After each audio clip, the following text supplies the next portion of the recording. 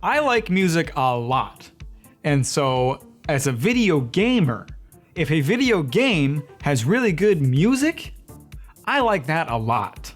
Now, music in video games is a very interesting subject to talk about because when you get down to it, music, unless we're talking about games like rhythm games, does not affect gameplay. You know, if you mute the music in Fallout 4 or Super Mario Brothers, you're still playing the same game. It hasn't been affected at all by that decision. And yet, despite that fact, music in video games is vitally important because of the influence it can have on you as a player. The first and most obvious way is that music can kind of influence how you feel and push you along in a game.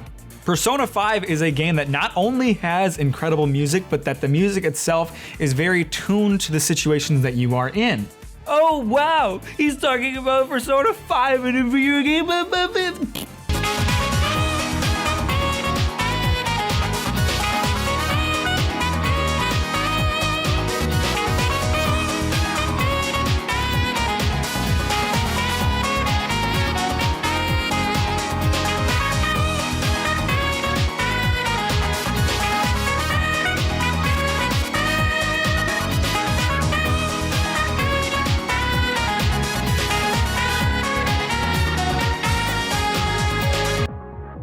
I spent weeks learning that dance. Please subscribe.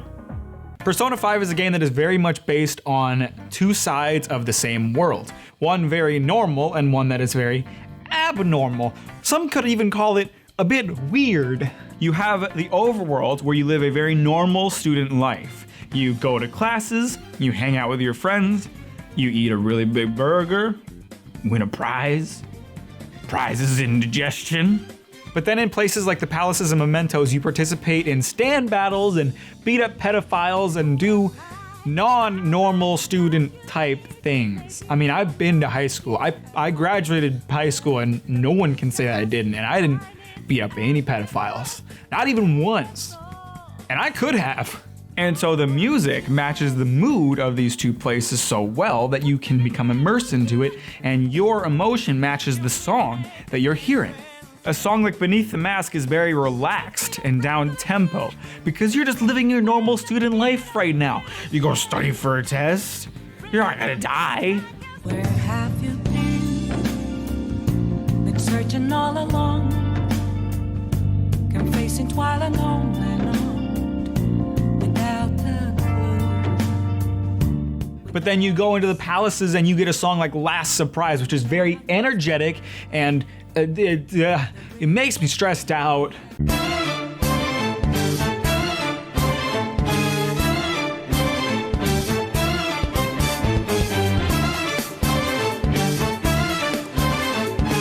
People running around with guns, running around with knives. You're in high school. Why do you have a gun?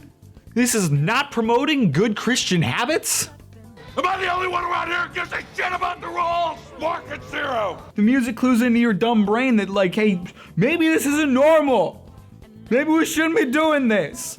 The music matches the scenarios so perfectly that it immerses you into the world and lets you become a part of it so that you start to feel like you're living a life that you've never experienced. Of course, I want to go down to Shibuya and hang out with some friends or hang out at a 24-hour convenience store. Or do some illegal drug trials with a big titty goth doctor.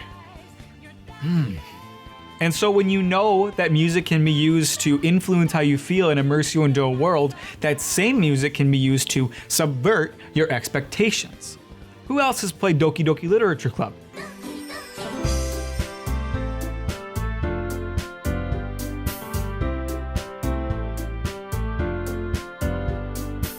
I bet when you heard that title theme song, you thought you were in for a good time.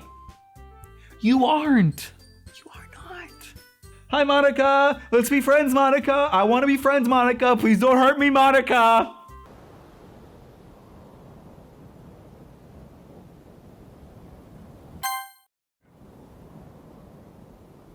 You're goddamn right. Mario and Luigi Superstar Saga is one of my all-time favorite games, and they do something really interesting with the music in that game.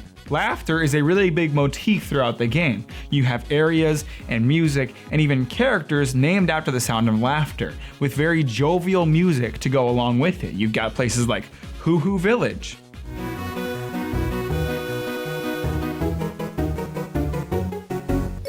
Chucklehuck Woods.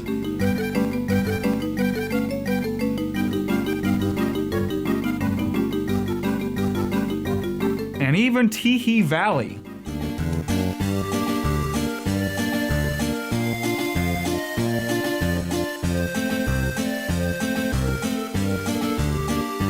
That is until you reach a particular part of the game, and I'm not going to tell you the name of this place yet. I'm just gonna play you the music.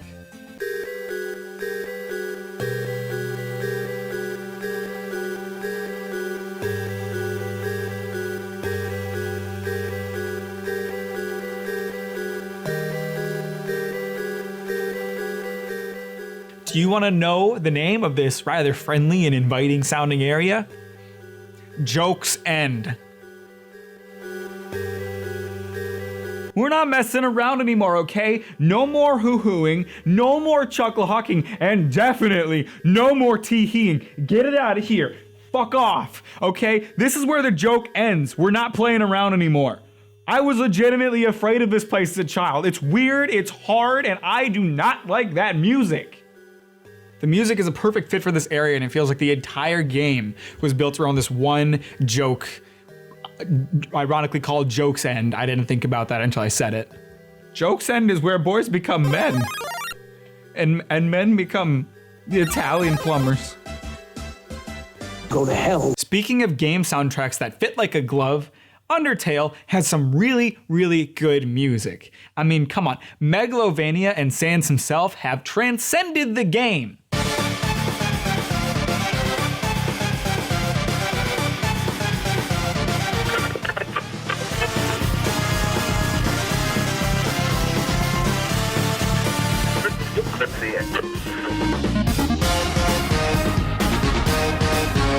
How many of you watching out there who have heard Megalovania have actually played Undertale? And of that group, how many of you have fought Sans? I did. It fucking sucked. Get out of here, Sans. Go on, get. I don't like you. Bad man. Bad boy, bad. Get out of here. Go. Oh God. There it is. The beautiful thing about Undertale is that every single song feels like it was tailor-made to fit the character or area that it is assigned to, like a gosh dang Barney Stinson pajama suit. Ooh, that fits well. The battle themes especially do this really interesting thing where they allow you to kind of peek inside the minds of the characters and see whatever dirty little things they're thinking about. I'm going to talk about some spoilers for Undertale, so if you haven't played that game yet, please go to this time code here to avoid those spoilers. Come on. Come on, go dum-dum. Come on, click it. No, don't click it actually, there's annotations are dead. Click it on the thing down there. Click it on the timeline. I really like the difference between both of Undyne's theme songs. When you play in a normal playthrough, you'll get Spear of Justice, which when you listen to it, it's a very naively heroic song.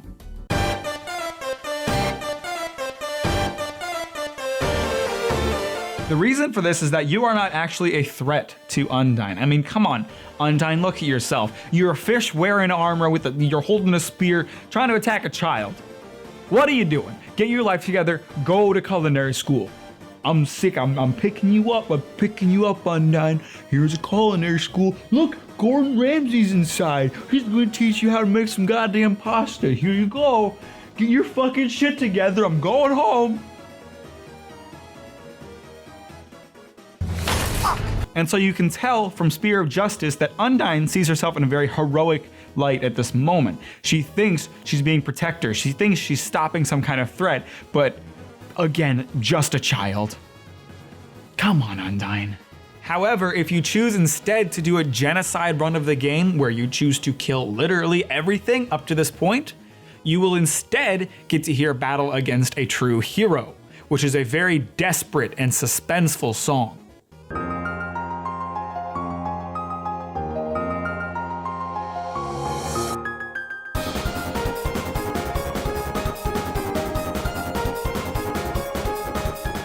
The interesting thing here is that the roles are essentially reversed. In a normal playthrough, Undyne was attacking a child. In a genocide playthrough, you just tried to attack a child. and Undyne is protecting it. So in this situation, she really is a hero, and this is her last chance to stop you. And so it's not heroic in any kind of naive sense, it's just desperate. It's just suspenseful. This is a last stand. This is an anime battle, and she knows it. And she feels it in her mind, and you feel it through the music. And so no matter which playthrough you go for, the song that you get will lend a ton of personality to the battle and to the thoughts of the person that you are fighting, which is just straight up brilliant. It adds a lot of weight and value to a fight, so you feel like you know who you're fighting against and they feel like a real tangible person. Monster Hunter serves up a similar level of personality with its music and theme songs. Yes, I do have to talk about Monster Hunter in every video. I have played a lot of Monster Hunter likes over time. I've played God Eater 3, I have played Dauntless, I have played Tokiden 2. And the thing that all of those games fail to do that Monster Hunter does really well is making sure that every monster you fight feels like it has its own personality. And I haven't fully nailed how exactly Monster Hunter does this, but I know that the theme songs for the monsters that have theme songs is a huge, important part of it. Do you remember your first high rank hunt in Monster Hunter World? Maybe you were hunting something simple like Puke Puke and you thought it was gonna be a great old time. But then all these weird Easter eggs started falling from the sky. It's like, that's so weird. I wonder what kind of candy is inside of these. Oh no, it was warheads. See, that is a good joke because warheads is both a very sour kind of candy and also a type of bomb. And it's a very high IQ joke. I understand if you didn't get it. Do you even watch Rick and Morty? Dude turns himself into a fucking pickle. It's the funniest shit I've ever seen. And then he turns himself into a really big monster, and that one's a little less funny. That one's mostly just painful. Ow, please stop! These Easter eggs are delivered upon you by a nice gentleman named Basil Gius, also known as Beetlejuice, also known as B-52, and he has a very unique song associated with his presence.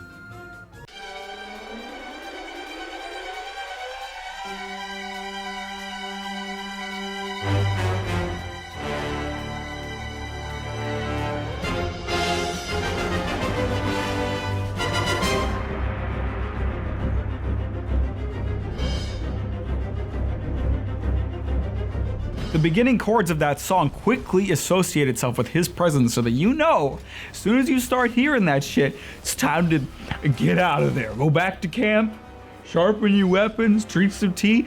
I don't know, anything to not get bombed. What? Who came up with this, Capcom? Where did this idea come from?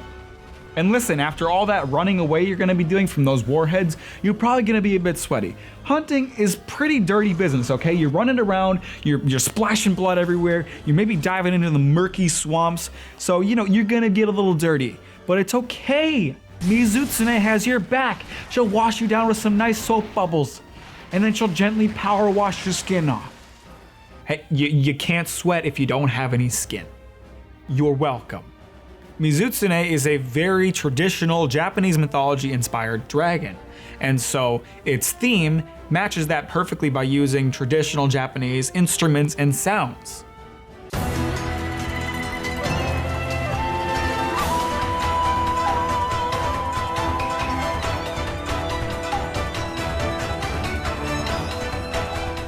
Mizutsune starts to feel like a woodblock carving that's come to life because of a song like this. It just suits it so well. You know that one friend who, unplugs the GameCube when they're losing at Smash? Brachelios is that friend. Okay, he's got big, explosive anger issues, and his song is very bombastic and exciting to match that.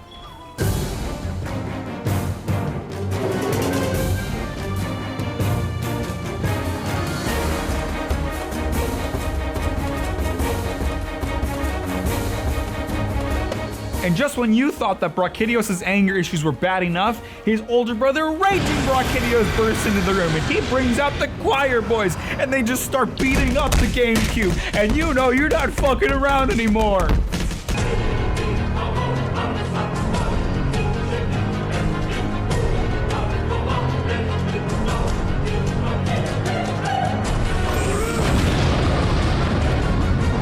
All of a sudden I'm sitting here like, I'm sorry, I thought I was playing Monster Hunter, not Dark Souls.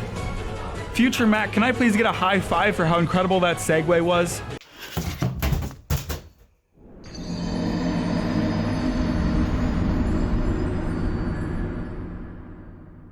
Yes, I do have to talk about Dark Souls. in every video. We've already established that the music in a video game can kind of influence how you feel.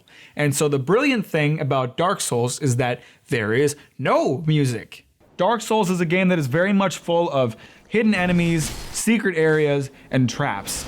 Not to mention that the overall difficulty is better tuned to you taking your time and feeling out the enemy, looking for openings, rather than just charging in. So the lack of music is brilliant because it encourages you to take your time and explore.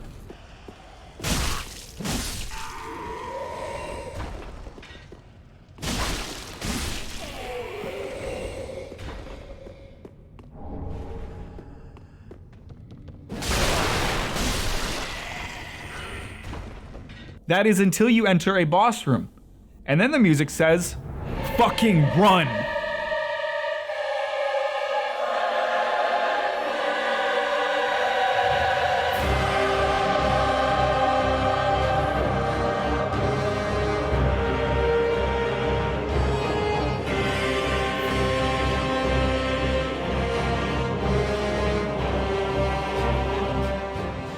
The inclusion of music in boss rooms makes it very clear to you that you no longer can take your time and explore. You are in a do or die situation, so you better get to getting or get to dying.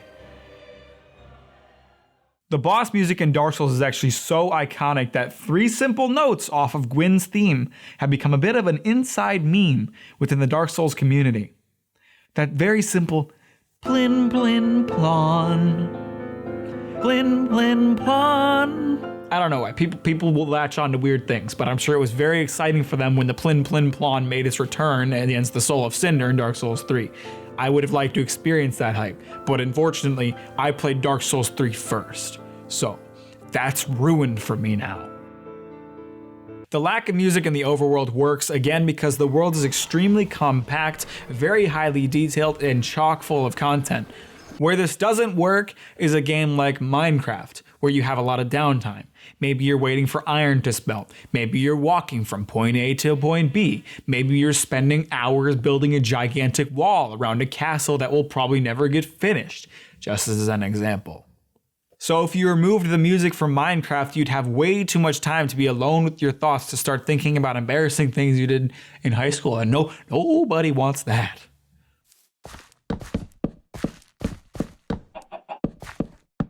Shut up, Conrad. Tons of people are potty trained by 10th grade.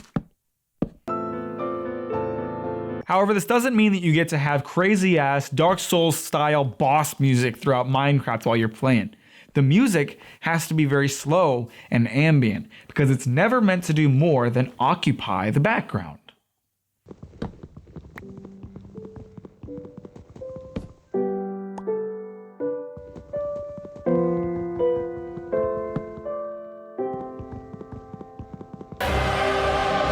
The music of Minecraft successfully fills in that downtime without overstaying its welcome in your brain, so that you never subconsciously think about how much time you're ultimately kind of just spending doing nothing. Alright, that's a lot of ways that music in video games can have an influence on the game itself, but the last thing I want to talk about is just some straight up jams. Toby Fox's Deltarune has a lot of good music that I don't remember that well, because the crown jewel of that game is Field of Hopes and Dreams. It is an incredible song and a fantastic Beat Saber level. It's just a really fun time.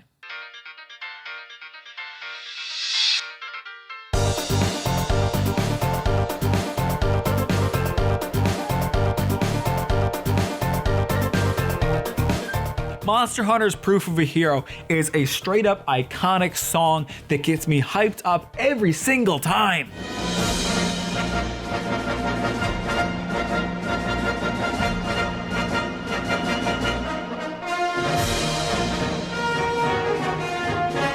When you have a song as iconic as Proof of a Hero, all you have to do is play it to get people hyped up, and that's what they do with every single trailer, and it works every single time. When I first saw the Monster Hunter Rise trailer, I didn't even know I was watching a Monster Hunter trailer. I had heard rumors that there was maybe a Monster Hunter trailer coming out soon, but I was watching the Nintendo Direct live. So when the trailer started up and the dog ran out, it's like, that's a dog. That's not a Monster Hunter's, that's a dog. But then it pans up to this guy and it's like, wait a minute, kind of looks like he's holding a longsword. Then he flips around and it's like, that guy's a fucking hunter. And then what do they hit you with, I ask you? Proof of a hero, bitch!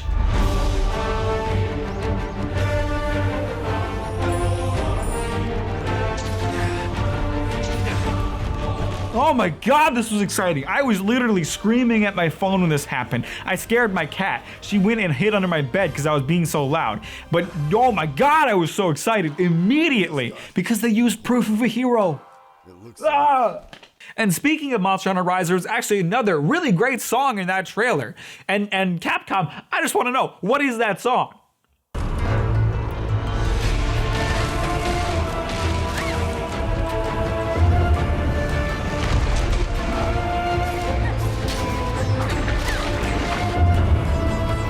Capcom, what is that song? What is that? I want it. I want that song in my holes, in my ear holes. What's the name of that song? Maybe we can go out to dinner first. Sonic R is not a good game, but the music?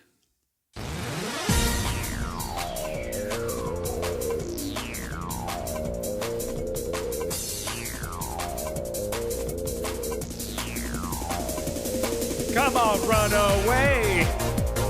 You don't have to stay. We're nearly out of time, but you're doing fine.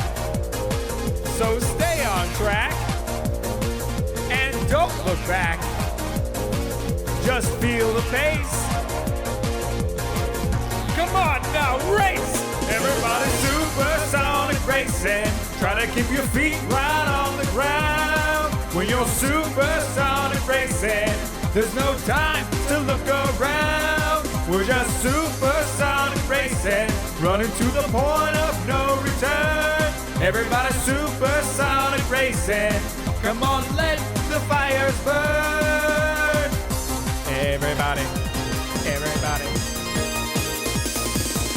Another road that we must travel. Another night for you to show me the way. And so today I give up dreaming,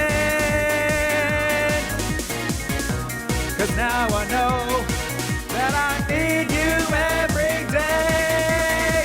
You're the one that makes me feel so high, just like the diamonds in the sky. I never want to hear you say goodbye, 'cause you're my diamond in the sky. You're the one that makes me feel so high, just like the diamonds in the sky. I never want to hear you say goodbye, 'cause you're my diamond in the sky.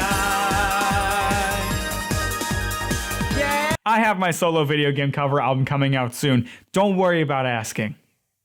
I have covered a lot of damn fine game jams today, but I have yet to go over the most important one.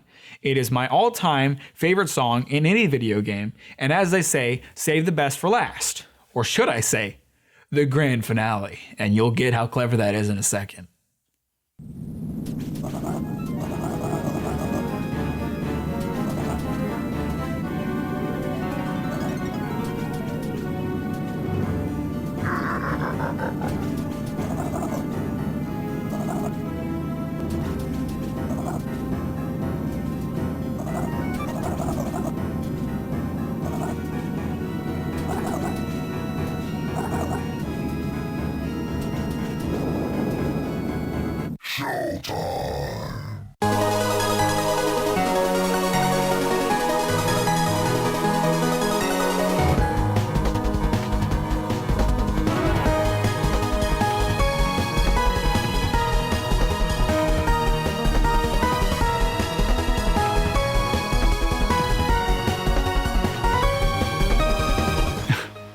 I'm sorry, everybody. You're gonna have to excuse me for a minute. I gotta go clean up because I just came in my pants. Oh, it's fucking gross.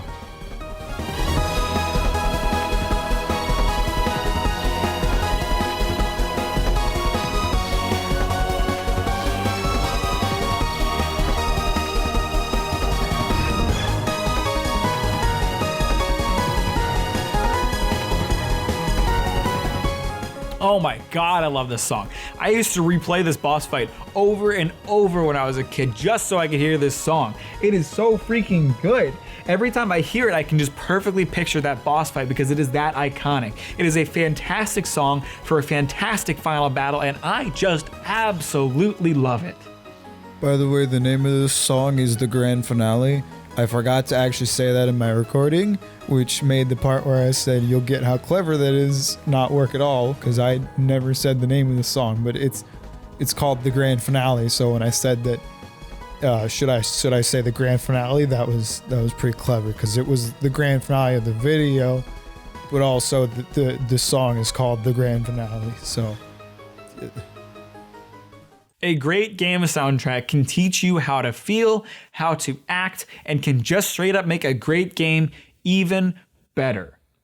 Even though it is unrelated to gameplay in most situations, its value cannot be understated and often feels underappreciated. So I am here to say I appreciate it. Make sure to check out my Damn Fine Game Jams playlist. It'll be linked in the description. It has a lot of the music that we covered today, as well as some that we didn't. And if there's a game or a song that I missed, please go ahead and let me know about it in the comments. I'd love to add to my collection. Now, before you go, I want to leave you with just one last final thought. The Super Mario 64 soundtrack fucking sucks! All right, that was a great meme to end it on and all, but I feel like I would be a bad boy if I didn't give some shout outs here. So firstly, I'd like to shout out JLWavock. He has a great hour-long video about how to do the specialist dance, and I probably added like 300 views to it on my own just for this one video. So thanks, buddy. It was pretty easy to follow, and you seem like a nice guy. So I hope you're having a good day. And he somehow has less subscribers than me, which doesn't really seem fair because what he does takes a lot more talent. So go check him out. Well, I mean, he had less subscribers than me when I wrote this video, but not anymore, so guess I'll die. I'd also like to shout out Freya Casey. She has some great videos on how to improve your singing voice. That's right, I actually did work on that a little bit. Believe me, those were the best takes out of many for all of those songs. So, you know, her videos really helped me out a lot, and they were nice and easy to follow, and she seems like a nice German lady, so go check her out. She has a pretty good following anyway, but I feel like shouting her out anyway, so come on, go. So anyway, thank you for your patience. Thank you for watching. Leave a like if you liked it, because that really helps me out. And have a fantastic day.